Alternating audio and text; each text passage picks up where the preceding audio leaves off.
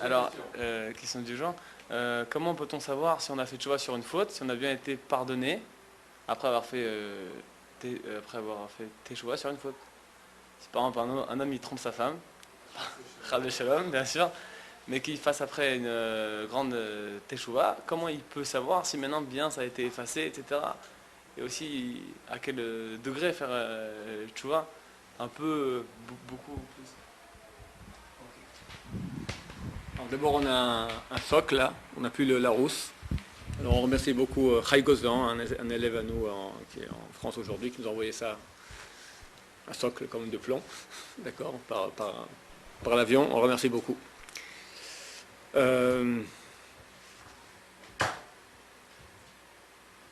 Pour répondre à la question, j'ai amené ici Ilchot Shuvah, ça tombe bien parce qu'on est au début du mois de Elul. La grande mitzvah que nous avons maintenant, jusqu'à Yom Kippour en tout cas, et même jusqu'à Hoshana Rabbah, le 7e jour de Sukkot, s'appelle Tchouva. Et donc la question de Gary, c'est comment savoir même si quelqu'un il a fait Tchouva, savoir est-ce que vraiment sa faute était pardonnée. Je suis obligé, avant de répondre à ta question, de parler au moins ce que c'est que la Tchouva, parce que pas tout le monde est censé savoir qu'est-ce que c'est. Tchouva, qu'on traduit en français un peu par repentir, mais ça a vraiment des connotations un peu bizarres. De quoi s'agit-il en deux mots? Quand quelqu'un, prend un exemple physique, quelqu'un, t'as Rouven et t'as Shimon. Rouven vient et coupe la main à Shimon. Shimon n'a plus de main. Bon, Rouven, très fâché quand on a fait ça, il s'est énervé, il a coupé la main, il a coupé la main. Mais un boulot, il s'est calmé. Peut-être la prison aussi, je ne sais pas. Et Rouven, un beau jour, après 10 ans, il se met à regretter. Et il va voir Shimon, il lui dit, écoute Shimon, tu sais, vraiment je regrette infiniment ce que j'ai fait, pardonne-moi. Shimon va faire des efforts énormes et il va pardonner. Je te pardonne. Mais la main de Shimon ne va jamais repousser. Même s'il y a eu pardon, il n'y a pas eu réparation. Dans le monde, il y a passé, présent, futur. Quelqu'un a fait ce qu'on appelle, j'aime pas ce mot, péché. C'est quoi un péché? Nous sommes construits d'une partie qui est physique, d'une partie qui est spirituelle. La partie physique, le corps, le steak. De même qu'il y a des lois qui gèrent le steak, la médecine, la biologie, la chimie, etc. Tu as aussi, dans ton corps métaphysique, ton corps spirituel, des lois qui gèrent. Et de même que je peux bousiller un corps physique, je peux aussi bousiller un corps métaphysique, un corps spirituel. La Torah, c'est ça, en cela existe le mot Torah. Torah signifie enseignement. Enseignement de quoi? On n'enseigne pas la médecine, ni la biologie, ni la chimie dans la Torah. Parce que ça, avec mon esprit, mon intelligence, je peux arriver à analyser le monde, le connaître la nature physique, et en fonction, trouver des médicaments, travailler la biologie, la chimie, et mettre au point des moyens de soigner le corps. Mais je peux être l'homme le plus intelligent du monde, jamais je trouverai les moyens de soigner l'âme, parce que je n'ai pas les outils. On ne connaît pas la physique de l'âme, on ne connaît pas la chimie de l'âme, on ne connaît pas la médecine de l'âme. Ça que celui qui a construit mon âme peut me révéler. Il faut qu'il y ait une révélation. Au niveau des sciences exactes, des sciences physiques, on peut arriver à une connaissance par nous-mêmes. Au niveau des sciences métaphysiques, spirituelles, c'est possible que par révélation. Et la Torah prétend que Dieu, mon Créateur, nous a révélé la Torah, c'est-à-dire l'enseignement des lois métaphysiques. Comment on fonctionne? Qui nous sommes à l'état métaphysique? Quel est ton vrai toi? Ta spiritualité? Pourquoi tu existes? Qui es-tu? Comment faire pour développer ce toi-même? Qu'est-ce qui est bien? Qu'est-ce qui est mauvais? Où est la justice dans le monde? Quand quelqu'un maintenant va suivre ces lois, son corps spirituel, sa vraie personnalité, elle va se développer. Si au contraire, il ne va pas suivre les lois de ce corps, alors il bousille ce corps, il le casse, il peut l'amputer, il peut Chazal, c'est nos sages de mémoire bénis, disent que les Rechaim, les mécréants, les gens qui vivent hors de ce cadre de loi de vie, sont appelés morts. Pourtant, il est vivant. Son steak est vivant. Comme un chien vivant aussi. Mais un chien n'est pas branché avec la source de vie, avec Dieu. Pas de relation. Coupé. Mort. Ah, il s'éclate. Il vit, ah, je m'éclate, ça c'est la vie, le goût de la vie, Coca-Cola, ça. Il vit intensément. Mort. Et les tzadikim, disent Chazal, les justes, dans leur mort sont appelés vivants. Un beau jour, le corps physique, il disparaît. Corps métaphysique, il reste, il est éternel. Et pas du domaine physique, du domaine spirituel, donc, n'est pas touché par la mort du corps. Et lorsque tu as investi toute ta vie dans ton vrai être, qui est ton être spirituel, parce que tu n'es pas un steak, il faut bien se faire... On a un steak, mais nous ne sommes pas un steak. Alors, tu crées une réalité qui est éternelle, de vie. Si quelqu'un maintenant ne vit pas d'après ces lois, donc il peut bousiller, il peut amputer, il peut même tuer cette réalité spirituelle. Quelqu'un a fait une bêtise. Alors, l'exemple qu'il a pris, il a trompé sa femme, ou il a volé, ou il a menti, ou pour un juif, il n'a pas fait Shabbat, il n'a pas mangé cachère, il avait des fanatiques sexuelles, même avant mariage, c'est interdit, toutes ces choses-là, 613 lois. Chacune des lois correspond à un organe. Il y a 248 lois positives, correspondent à 248 organes. Il y a 248 organes dans le corps. 365 lois négatives correspondent à 365 veines. Ces organes et ces veines, tu as l'organe et la veine physique. Pour qu'il y ait un physique, il faut qu'il y ait un correspondant métaphysique. La vie, l'organe il peut tomber malade tout à coup, s'atrophier. Tu as une maladie qui vient et le bouffe en quelques secondes. La médecine dit aujourd'hui, on sait que la majorité, ou peut-être toutes les maladies, sont d'origine psychosomatique. C'est quoi psychosomatique? Psycho, ça veut dire du mot psyché en grec, signifie l'âme. Soma, c'est le corps. La source est dans le psyché, dans l'âme. Le symptôme arrive dans le corps. Tout à coup, tu as, je sais pas moi, un pancréas qui s'arrête de travailler. L'intestin qui se met à faire des nœuds, qu'est-ce que j'en sais, il tombe malade, n'importe quoi. Ou l'œil qui commence à devenir aveugle. Hachem Yerachem, Dieu nous en protège. Comme ça, pour rien, qu'est-ce qui se passe? Il marchait bien pendant 20, 30, 40, 50 coups, il s'arrête, qu'est-ce qui se passe? La Torah dit, sache, le corps physique n'est que le symptôme du corps métaphysique. On peut connaître plus ou moins les liens. Plus ou moins, ça dépend pour qui, pourquoi. Pancréas, c'est un peu dur, mais pour les yeux, c'est les yeux. Pour la bouche, c'est la bouche. Pour les pieds, c'est les pieds, la shonara, des choses comme ça. Il y a des relations. Il y a des livres. Il y a un livre qui s'appelle Sefer Haridim, qui parle de chaque organe, quel mitzvot touche chaque organe. Alors, le corps physique tombe malade si son correspondant métaphysique, il y a un organe spirituel.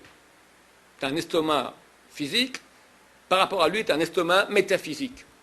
Tu as un pancréas physique, par rapport à lui, tu as un pancréas métaphysique.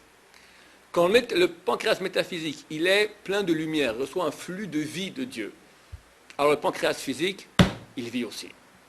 Lorsque le pancréas métaphysique, il reçoit moins de lumière de Dieu, il tombe malade, il donne moins de lumière, donc il donne moins de vie à l'organe physique, il tombe malade, tout bêtement, c'est un microbe. Et pourquoi le système immunitaire n'a pas marché?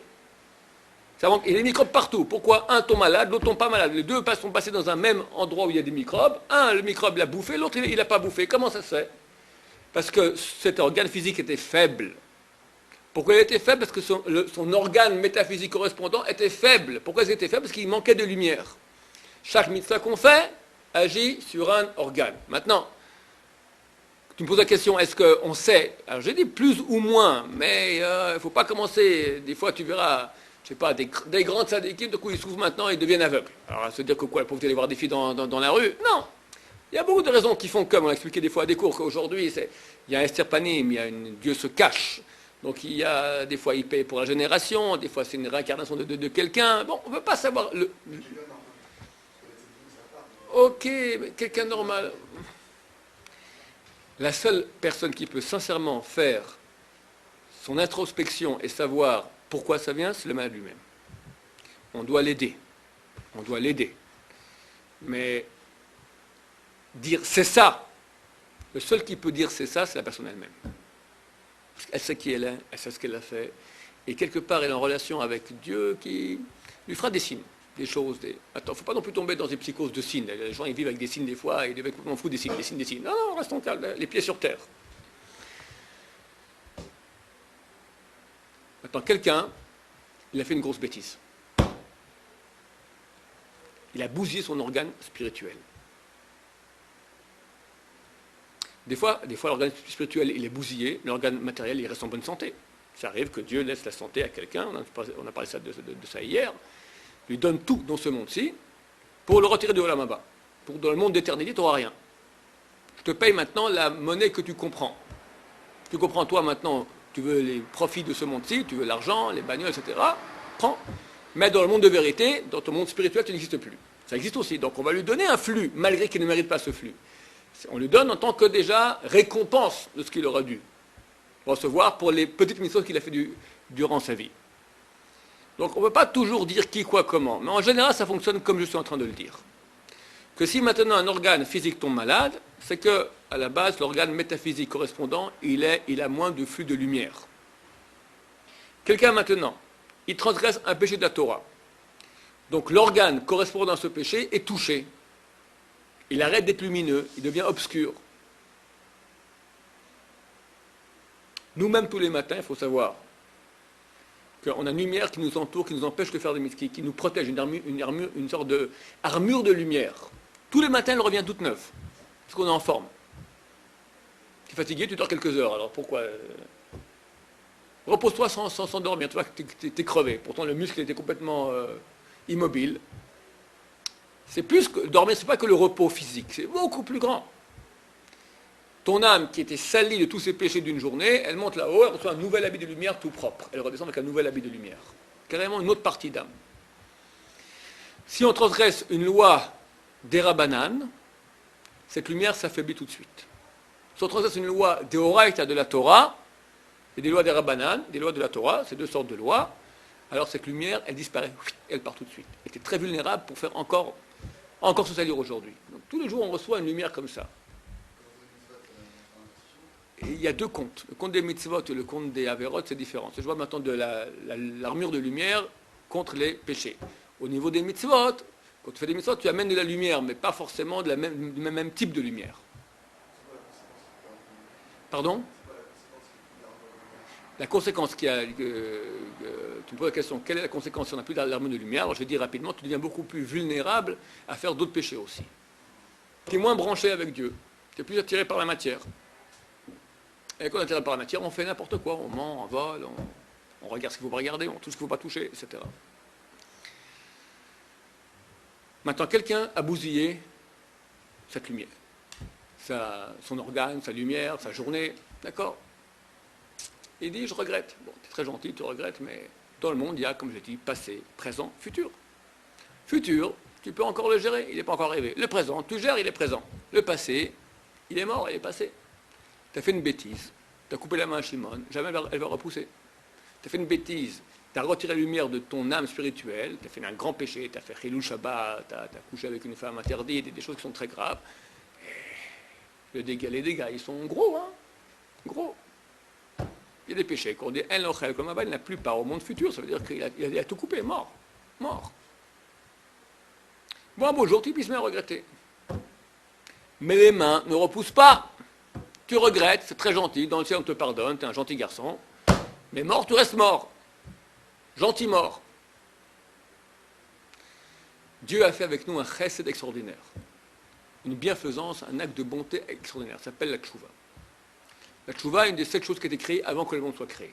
Ça veut dire, dans le monde, quand le monde est créé, le temps est créé avec le monde. Au niveau de Dieu, au niveau des mondes spirituels, il n'y a pas de temps. Présent, passé, futur sont au même moment. Le monde est créé, il y a passé, présent, futur.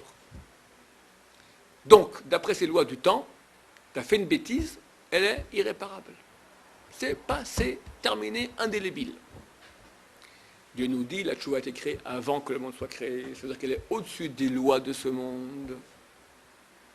C'est un moyen, non seulement tu te fais excuser par Dieu, c'est-à-dire que tu avais un statut d'ordure, maintenant tu es appelé un tzaddik, tu es un type bien, mais je peux être aussi appelé un type bien alors que les dégâts sont encore là. Comme j'ai pris l'exemple de Rouven et Shimon, je vais voir Shimon, je m'excuse, tout ça, vraiment, je lui fais pas du cinéma, vraiment sincèrement, pendant des mois, je reviens avec des tentatives d'excuses vers Shimon pour dire que je m'excuse pour ma main. À la fin, il m'excuse. On n'est plus ennemis, on est amis. Je suis un type bien aujourd'hui. Je suis un type bien. J'étais une ordure, excuse-moi. Je suis un type bien, pardonne-moi. Ok, t'es un type bien. Mais la main n'est pas réparée. On peut avoir un statut de tzaddik dans le ciel. C'est marqué comme ça. Le Gemara de Kiddushin nous dit. Kiddushin, c'est le traité qui parle de comment on sanctifie, comment on marie une femme. Si tu dis à une femme, tu lui donnes une bague, tu lui dis, tu m'es marié, tu m'es sanctifié par cette bague, alors elle devient sa femme. Pardon? S'il y a deux témoins cachers, c'est juste. Toi, tu as un rachat, un mec créant, qui vient et qui dit, tu m'as sanctifié cette bague, ma condition, que je sois un tzaddik parfait, un juste parfait. C'est Al Capone, chef de la mafia, d'accord, qui dit ça. Il lui donne la bague. La Torah dit, cette femme est mariée. Si maintenant elle se marie avec quelqu'un d'autre, il lui faut un guet, elle doit recevoir un acte de divorce de son mari. Pourquoi? Parce que peut-être que lorsque le rachat, le mécréant, Al Capone, il a donné la bague à cette femme, il a eu un hirur tchouva, il a eu une pensée de tchouva. Si je regarde ce que j'ai fait. À ce moment-là, il a un statut de tzaddik. Il regrette sincèrement ce qu'il a fait. Il a un statut de tzaddik. Juste parfait que cette femme maintenant elle est mariée. Alors il a bien dit, c'est à condition que je sois un juste parfait. Il faut le faire être un juste parfait, c'est pas facile. Peut-être qu'il a eu un sentiment, une pensée de je regrette tout ce que je fais, dorénavant je veux être un tzaddik parfait, sincère. Il a un statut de tzaddik parfait. Oui, mais les factures des dégâts faits ne sont pas encore réparées. C'est deux choses différentes. On peut avoir des dégâts énormes, bien qu'on ait un statut de tzaddik. On peut être avec un statut de rachat avec les dégâts, on peut avoir un statut de tzaddik avec les dégâts, et on peut aussi, ça c'est la grande nouveauté que vient de vous dire maintenant, c'est la tchouva, réparer les dégâts. La tchouva a été créée avant que le monde soit créé, elle peut récupérer le passé. Et c'est le plus grand cadeau que Dieu ait pu faire à l'humanité. Que quelqu'un, en 3 opérations, 5 secondes, peut réparer un passé des pires qu'il puisse y avoir. Ça s'appelle tchouva. Comment on fait tchouva? Il faut faire 3 choses. Il faut, si possible, le dire à haute voix, mais si on ne peut pas, une pensée aussi est suffisante. Mais a priori, c'est mieux de dire à haute voix. Dire Dieu, j'ai péché devant toi. Et si possible, dire ce qu'on a fait. J'ai mis du poil à gratter dans le lit de ma grand-mère. J'ai coupé la queue du chat de la voisine. D'accord, il fait tchouva sur ce qu'il pense qu'il a fait tchouva. Je n'ai pas fait Shabbat, je n'ai pas mangé cachère, je suis allé en bois, j'ai regardé des filles, chacun avec sa collection de... Ok, première chose, on appelle ça vidouille. Vidouille, c'est-à-dire, comment on dit ça en français? Confession. Oh là là. D'accord? Alors, ça sera le mot vidouille. C'est ça, on le laissera en vidouille. Vidouille, c'est donc dire à haute voix ce qu'on a fait. Deuxième opération, regretter. Je regrette. Le dire, mais pas que le dire, le penser. Et ça, c'est une des opérations qui est difficile parce que c'est pas un truc. Regretter, il faut vraiment regretter. C'est-à-dire que cela est... Les gens ne comprennent pas quoi. Ce type-là, c'est une ordure. Il a coupé la main à Shimon, il vient, il regrette, et c'est terminé. On lui pardonne comme ça? Oui. Pourquoi? Parce que le regret, il exprime, il montre que tu as changé, tu n'es plus le même. Le type qui a fait le péché n'est plus celui qui fait tchouva. Tu étais un état, tu ne regrettais pas, le prof c'est que tu as fait cette bêtise. Tu n'es pas en état de regret. Il y a eu un déplacement et un dépassement. Il est arrivé plus haut. Il n'est plus celui qu'il était. Il a fait, il a regretté, maintenant il est quelqu'un d'autre. Donc dire à Dieu, je regrette. Là, en l'occurrence, s'il regrette quand il est calme, etc., c'est plus facile de regretter que quand il est en colère. Ou c'est plus facile, quand on n'est pas devant une fille, de dire ok, je regrette, je ne regarderai plus, etc. Tu m'amènes à la troisième chose. Troisième condition et dernière, prendre sur soi, de façon sincère, totale, de ne plus jamais refaire cette chose-là. Et si on... Et à un point tel, comme dit le Rambam, c'est marqué ici, Va'id alav yodea talumot, et témoignera à son sujet celui qui connaît les secrets, c'est donc Dieu.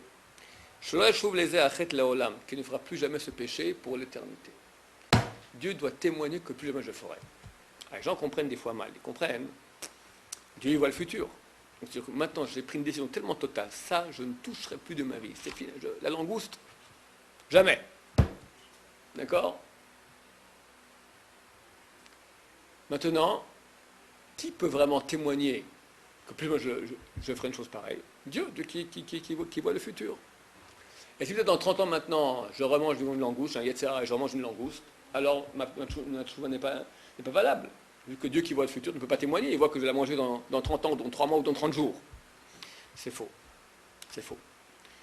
Dieu nous juge sur le moment même. Il faut que Dieu, qui voit les secrets de mon cœur, puisse témoigner que mon désir, ma décision maintenant de ne plus jamais faire cela, elle est totale. Et tu peux arriver relativement facilement dans des moments de très haut niveau spirituel, quand tu fais tchouva pendant cette période de Elul, du mois de Elul qui est extrêmement propice, pendant les 10 jours de pénitence, dans Yom Kippour, à faire ton bilan et dire, bon, ça maintenant c'est terminé, je ne touche plus. Je ne toucherai plus. Dieu, je prends sur moi maintenant de ne plus jamais faire cette chose-là. Et Dieu, s'il voit que nous pouvons être très sincères à ce moment-là, même sachant que peut-être dans 2 mois tu retombes, si tu retombes dans 2 jours, c'est de la blague. Pas une décision qui est solide, vraiment sincère du fond du corps, dans 2 jours tu retombes. Mais 2 mois ou 2 ans, une période suffisamment longue où chaque décision dans ce monde-là, elle peut s'émousser. On n'est pas des anges, on est des êtres humains avec un grand yetzera, et Dieu comprend ça aussi. C'est pas pour ça qu'il nous pardonne. Mais si au moment présent où je le fais, tu vois, je suis sincère, si ces 3 opérations, on appelle cela une tchouva complète. Et le péché est pardonné. On verra que des fois, il faut aussi réparer un peu des factures. On verra ça ultérieurement. Ça dépend si c'est une chouva de crainte, une chouva d'amour. Et des fois, des factures aussi à réparer. Il faut Yom Kippour, il faut des fois des souffrances, ou une étude de Torah, on verra cela ultérieurement. Mais en gros, ça s'appelle faire tchouva. Le grand cadeau que Dieu nous donne, c'est que si quelqu'un maintenant, il a fait 3 opérations de façon authentique, vraie, le péché est effacé. Même s'il est retombé. Alors s'il est retombé, il y a quelqu'un à coucher avec des filles. C'est un péché grave. Et il fait tchouva. C'est une chose qui est dure d'arrêter. Mais il a réussi, et maintenant, il prend sur lui, terminé. Je ne touche plus à ça. Je ne touche plus à ça. Yom Kippour. Et 6 mois plus tard, c'est Pessah Tisha, il est en vacances, au bord de la plage, et il retombe dans le panneau, le gros panneau, l'immense panneau. Alors, pour ce panneau, il paiera. Là, le péché était fait, c'est un gros crétin, ça c'est certain. Mais est-ce que maintenant, rétroactivement, la tchouva est annulée, tous les péchés antérieurs reviennent de nouveau? Non. Non. Ce qui était effacé est effacé. Le seul truc qui peut faire, oui, réveiller les péchés rétroactivement, c'est que Dieu nous donne un grand cadeau. Le fait que je regrette ce que j'ai fait, donc ça change mon statut, c'est comme si je n'ai pas fait. N'est-ce pas? Mais Dieu il est juste. S'il donne ça d'un côté positif, il doit aussi le donner au niveau négatif. Quelqu'un maintenant a fait une mitzvah. Elle a fait 1 an à la yeshiva. Il étudie bien comme il faut. Après, il sort dans le monde du travail, tout ça, et peu à peu, il quitte la Torah. Et 10 ans plus tard, il dit, qu'est-ce que j'étais crétin de faire 1 an de yeshiva, 1 an de perdu devant des bouquins, j'aurais pu aller à Hawaï, faire du surf, et faire des affaires, de l'argent, le Club Med. J'étais ici enfermé en 4 murs. Quelle perte de temps totale. Je regrette ce que j'ai fait. Ping! À la seconde, son année de yeshiva, effacé. De même que Dieu efface les bêtises que tu as fait, il peut aussi effacer les mitzvot que tu as fait. On appelle ça tohé al rishonot.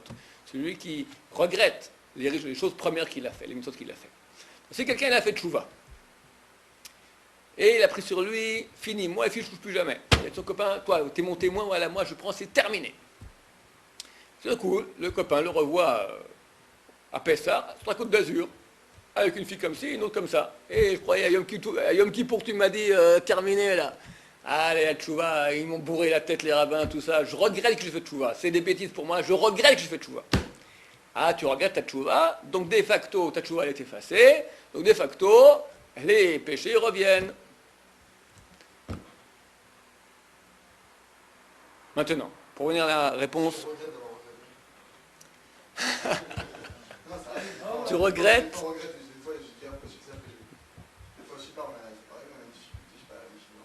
Ouais. Pourquoi je suis venu. Et après, je vois au final que j'ai bien fait de venir. Mais sur le moment, j'ai regretté. Ça m'a effacé ce que j'ai fait. Donc ta question c'est si je regrette d'avoir regretté. À mon avis, c'est valable, c'est-à-dire que ça marche dans tous les sens.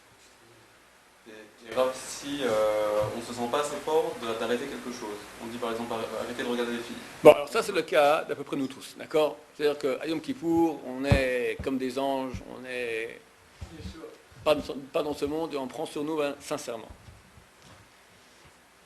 Et on retombe.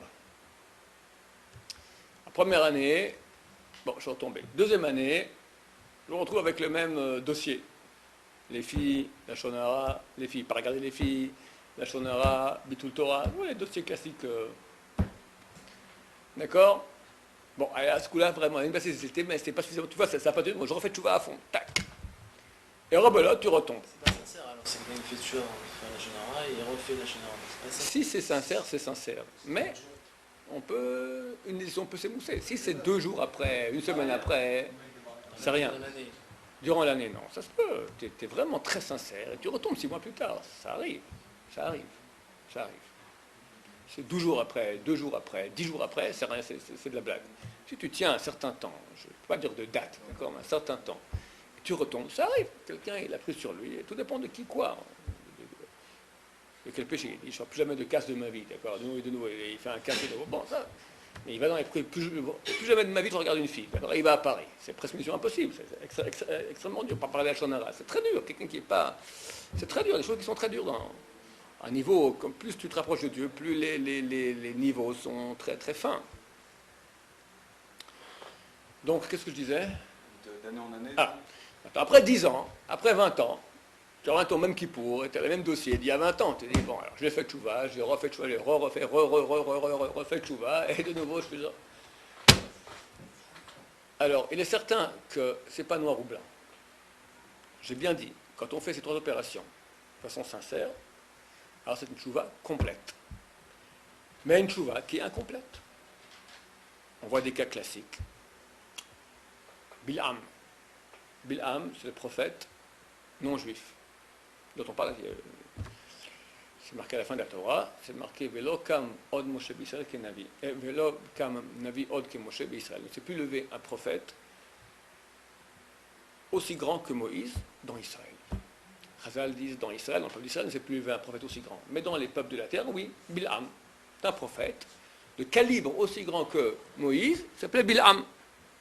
Pourquoi est-ce que les peuples de la terre ont droit à un prophète aussi grand? Pourquoi Dieu est juste? Pourquoi est-ce qu'eux recevraient et pas eux? Égalité, d'accord? Pas qu'on devient, on dit sur Dieu qu'il a fait du favoritisme, la ségrégation raciale. Non, tout le monde a droit au prophète. Mais ce Bil'am va utiliser son potentiel énorme à mauvaise escient. Il a un pouvoir énorme de malédiction. Il sait exactement le moment où Dieu amène les forces de rigueur dans le monde, et s'il maudit à ce moment-là, alors la malédiction, elle ne peut pas ne pas se réaliser. C'est terrible. Le roi Balak va louer les services de Bil'am, moyennant un chèque assez lourd, pour aller maudire le peuple d'Israël. Et sur la route, il est sur son âne, Bil'am, tout à coup, par 3 fois, son âne commence à dévier de la route. Une fois il dévie, après il dévie, il presse le pied de Bil'am sur un mur, et la dernière fois, il est entre 2 murs, et tout coup, l'âne, il tombe par terre. Et Bil'am prend son bâton, le tape dessus, tout ça. Tout coup, il y a un ange qui se dévoile devant Bil'am. Et l'ange lui dit, pourquoi tu es en train de frapper ton ânesse? L'ange tue l'ânesse, pour pas qu'on dise pour l'honneur de Bil'am, pour pas qu'on dise un beau jour, regarde, ça c'est l'ânesse qui a mis qui a mis Bilham en mauvaise posture. Pourquoi? Parce que l'ânesse, c'est aussi une de ces choses qui a été créée avant que le monde soit créé, piaton, le bouche de l'ânesse. Parce qu'une fois que le monde est créé, que les animaux ne parlent pas, ils ne pourront jamais parler. Dieu a créé la bouche de l'ânesse auparavant, pour cette histoire-là, que tout à coup l'ânesse se met à parler et dit, tu vois bien qu'il y a un ange qui est là devant nous, pourquoi tu me bats comme ça? L'ange va tuer l'ânesse, la pauvre, mais il va dire à Bilham, sache que s'il n'avait pas eu pitié de toi, c'est toi que j'aurais tué et pas l'ânesse. Bilham dit, ok, khatati, j'ai péché. Je reconnais que je suis parti pour la mauvaise voie. Si Dieu ne veut pas que j'y aille, j'y vais pas. L'ange disparaît. Bilham prend une autre ânesse et repart sur le même chemin. Il y a 2 secondes, tu as dit, Hatati, j'ai péché.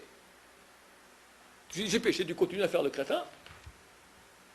De là après le Chazal, oui, quelqu'un peut dire j'ai péché. Il continue à faire le crétin, mais le fait de dire rien que j'ai péché, déjà ça empêche la mort. Alors j'étais là pour le tuer. Rien que, c'est pas une tchouva ni complète ni incomplète, c'est une virgule de tchouva. Mais déjà une valeur énorme, suffisante pour arrêter la mort. Hatati, j'ai péché. Pas que je regrette, pas que j'arrête, je continue, mais j'ai péché. Ça n'a pas une grande valeur. Ça a néanmoins une certaine valeur qui peut déjà, un cas ici, on voit où ça empêche la mort. Un autre cas, c'est l'Haftara, le texte que nous lisons l'après-midi de Yom Kippour, qui parle du prophète Jonas. Jonas est envoyé pour aller prophétiser contre la ville de Ninive. Ce sont des non-juifs, une ville mais qui se comporte comme la mafia là-bas. Tout le monde vole. Des voleurs. Chacun va et vole là-bas. Jonas vient et dit, dans 40 jours, Dieu détruit la ville. Et voici que les gens de Ninive, les Niniviens, comme on les appelle, font le tchouva, se repentissent. C'est marqué, et ils rendirent le vol, les choses volées qu'ils avaient dans leurs mains. Chazal dit, ce qu'ils avaient dans la main, ils ont volé. Ce qu'ils avaient à la maison, ils n'ont pas rendu. Pardon, ce qu'ils avaient volé dans les mains, ils ont rendu. Ce qu'ils avaient volé, mais qui étaient à la maison, ils n'ont pas rendu. Tu vois très incomplète. Tu as ton coffre-fort plein de choses volées. Ah ouais, c'est vrai, tiens, je te rends, je regarde ce que j'ai fait. Ils ont fait une chouva, mais minimale. Jonas attend le 40e jour, voir la foudre du ciel qui tombe sur la ville, rien ne se passe. Il dit à Dieu, hey, tu m'as envoyé, maintenant je passe pour un crétin, là, j'ai prophétisé, rien qui se passe. Dieu dit, mais pourquoi je t'ai envoyé? Maintenant je veux détruire Ninive, je détruis, pourquoi je t'envoie? Le but pour lequel je t'ai envoyé, c'est pour qu'ils fassent tchouva, leur dire, attention, si maintenant vous ne faites pas de tchouva, ça va barder. Ils ont compris le message, ils ont fait tchouva. Mais quel tchouva ils ont fait? Minime. Ce qu'il y a dans la main, ils ont rendu. Ce qu'il y a dans la maison, ils n'ont pas rendu. Donc on voit qu'une tchouva qui est minime, déjà, elle a une valeur. Donc nous ne sommes pas des crêpes. C'est pas que tu rentres avant Kippour, t'es Monsieur X, schlac, tu sors de Kippour, t'es Baba Salé. T'es Chavetz Chaim, t'es un tzaddik d'Abraham Avinu. Il faut être réaliste, d'accord? D'abord, il y a un temps de préparation. Il commence maintenant, début de Elul. Où dès maintenant, on doit commencer à travailler, prendre sur soi maintenant des décisions, voir qu'est-ce qui ne va pas, comment je vais travailler. Et pas une décision comme ça, je prends sur moi ça. Voir pourquoi je me suis trompé. Pourquoi je fais une bêtise. Mettre des amendes, binader, commencer à faire un bilan quotidien, faire des moyens, lire des bouquins sur ce sujet qui renforcent. Tu ne peux pas. Le SRA, il est fort. C'est une guerre. C'est pas on part au combat, chacun se dit allez en avant. Non, état-major. D'abord, on fait l'artillerie, après l'infanterie, après les tanks. Il y a à mettre sur pied toute une stratégie. Une stratégie. Mais là, en fait, on doit faire tchouva pendant toute l'année, en fait. Si on l'a fait pendant Elul, si on assiste temps pour la faire pendant Elul, ça veut dire quoi? Qu'on est plus pardonné pendant cette période ou il y a autre chose encore? D'abord, il y a une luminosité dans le ciel. C'est marqué que Dieu, pendant cette période, il tend sa main. Et particulièrement dans les 10 jours de pénitence. Mais dès Elul, déjà, il y a une proximité de Dieu qui nous rend, qui plus facilement nous permet de faire un bilan personnel et de faire tchouva. C'est plus facile. Toute l'année, on peut faire, mais maintenant, c'est plus facile à faire. Donc, c'est beaucoup plus grave de ne pas le faire. Quand Dieu vient et tend sa main, tu restes comme ça, tu le fais comme ça. Viens, viens. Dis-moi simplement, il y a un midrash qui dit, sur Yom Kippour, quel grand jour c'est. C'est un roi qui a dit à sa ville, à son pays, sortez toutes les ordures qu'il y a chez vous à la maison. Mettez-les dans la rue. Toutes les ordures. et moi je viens et je ramasse toutes les ordures, et je laisse la ville entièrement propre. C'est fantastique la voirie. Dieu veut seulement qu'on vienne et qu'on dise, regarde Dieu, j'ai été une ordure, j'ai fait des ordures, j'ai fait ci, j'ai fait ça, et j'ai fait ça. Et tout ce que tu dis que tu regrettes, Dieu il prend, il enlève. Tout nickel, c'est fantastique comme cadeau, il n'y a pas de cadeau plus grand. C'est quoi exactement il nous pardonne? Il nous rebranche avec lui. C'est ça la tchouva. Tu es branché avec Dieu après Kippour, tu es comme ça. Mais c'est pas que tu peux rentrer à Kippour comme ça. Tu sors ça, tu ressors propre, sans préparation. Kippour sans tchouva ne sert à rien. Kippour, c'est une échelle. Et si tu ne montes pas sur l'échelle, ça ne sert à rien. Monter sur l'échelle, c'est faire tchouva. Le jour de tchouva, c'est Kippour. Maintenant, on s'y prépare pendant 40 jours auparavant. Ça commence aujourd'hui. C'est une période plus propice à ce Plus propice, absolument.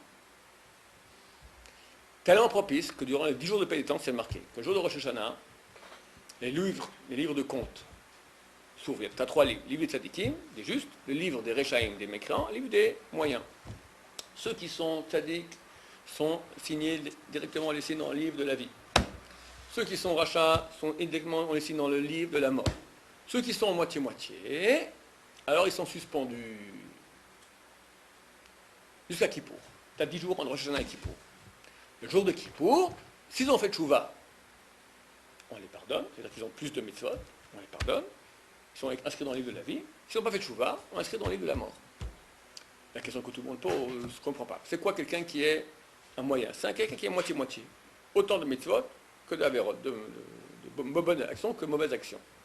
Alors, celui qui a une bonne action en plus, il a une grand-mère, il s'est passé la rue, il a donné un peu d'argent à un pauvre, hop, il a passé le... Donc, il y avait 1 million de mitzvot, 1 million de avérotes, chacune peut peser 1 tonne, donc 1 million de tonnes, 1 million de tonnes, tu mets un papillon, tac, c'est plus, ça passe. Maintenant, on me dit, s'il a fait tchouva, ça passe. Il n'a pas fait tchouva, ça passe pas. Mais il a mis 10 papillons, il a mis 10 tonnes. Donc ça devrait passer. Le moment de tchouva est tellement important, Dieu maintenant tend la main, c'est tellement important de faire tchouva, que même si tu avais beaucoup plus de mitzvot, qu'effectivement tu as plus de mitzvot que d'averot, donc ça devrait vraiment passer haut la main, ça passe pas parce que dans ces mitzvot, il manque la mitzvah la plus importante, la tchouva. La tchouva, c'est pas de la rigolade, c'est une chose très très très très grande. C'est marqué qu'une des raisons pour lesquelles le monde a été créé, c'est pour la tchouva. Je savais qu'on ferait des péchés et m'a donné aussi l'occasion de sortir. Et quand on a l'occasion de sortir, on reste dans la prison, c'est bête, c'est crétin. Et Dieu n'aime pas les crétins. Que tu as un SRH, je peux comprendre, mais sois pas crétin. Donc, tchouva complète, Bezrat Hashem avec l'aide de Dieu. Mais nous ne sommes pas des crêpes. C'est pas que tu rentres comme ça et tac, tu ressors tout propre. Il faut une préparation. Et si après cette préparation, on a fait tout le travail, on a fait ce qu'on peut, et on arrive, et on retombe, tu vois que j'ai fait des efforts. Il faut être intelligent. Dieu il est intelligent, il est intelligent. Il comprend que je fais mon maximum. Alors, pas demander plus. Je ne peux pas être bassalé du jour au lendemain. Tu comprends ça. Donc tu es passé haut là. Donc si on a fait l'effort sans le dire à voix haute et sans le regretter Non, il faut faire tchouva. Il faut faire tchouva. Je prends sur moi d'essayer de faire mieux. Ça d'arranger. C'est certain qu'il faut. De minimiser ce péché, au moins. Baruch Adonai, l'homme